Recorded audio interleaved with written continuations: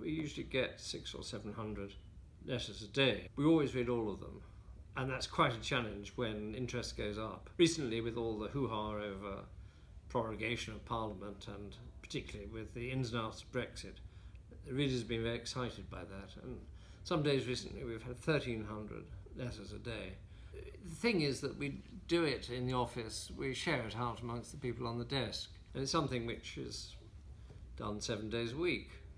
Every day of the year we even produce a little package of letters for Christmas Day when the print newspaper doesn't come out, but the lovely glowing screen on the tablet shows a few letters. It's a question of finding a nice picture to go with the letters as well. It's very important that you have a picture which is interesting in its own right. It doesn't want to be what I would call a turnover picture, one which makes people turn over and look at the obituaries page.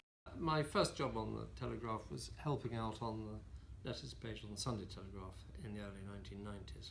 So it's changed a great deal since then, because in the 90s people sent things through the post. So that meant if the postman went on strike, we were in trouble. And anyway, the response time was much longer. It took at least a day for them to sit down and write, often more.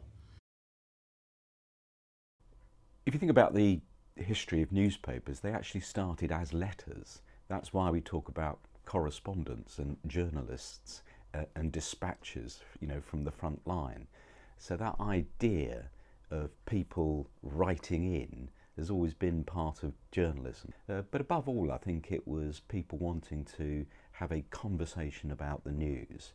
They feel, part of their newspaper, especially in the UK. People who read the Telegraph will identify as Telegraph readers. They feel part of what we now call a brand, and they would see part of almost their identity. The act of writing a letter involves some effort. It involves sitting down, and it also involves waiting. You send your letter in, so it's quite a kind of deliberate ritual. And of course now we're used to instant news, but instant comment as well. The fact that people are responding instantly and instinctively and often very emotionally online means they're not necessarily reflecting. A letter, you sit down, and even if you're boiling with fury, the time it takes you to write that allows you to sort of, gather your thoughts, compose yourself. There may be a stereotype of, say, a Telegraph reader, but actually in practice it's much more diverse. People aren't always writing in about the big issues. It's often about the trivia. And I think it's that kind of humanity that a good letter page can bring to a newspaper. It's a space, for being angry or talking about the big political issues, and of course readers will enjoy that.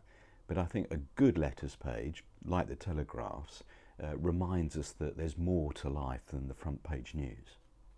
It sounds perhaps like a cliche to say that it's a forum for readers to share opinions, but it is absolutely true. I mean, a forum is a sort of public marketplace where people meet each other, and I think that's, odd enough, is exactly what's achieved on the letters page.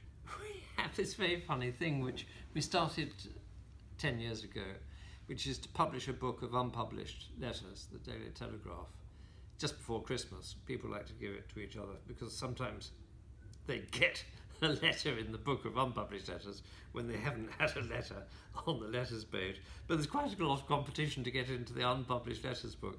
It's a very amusing and rather English thing, I think, to have a sort of salon de refuse of people who don't get into the page.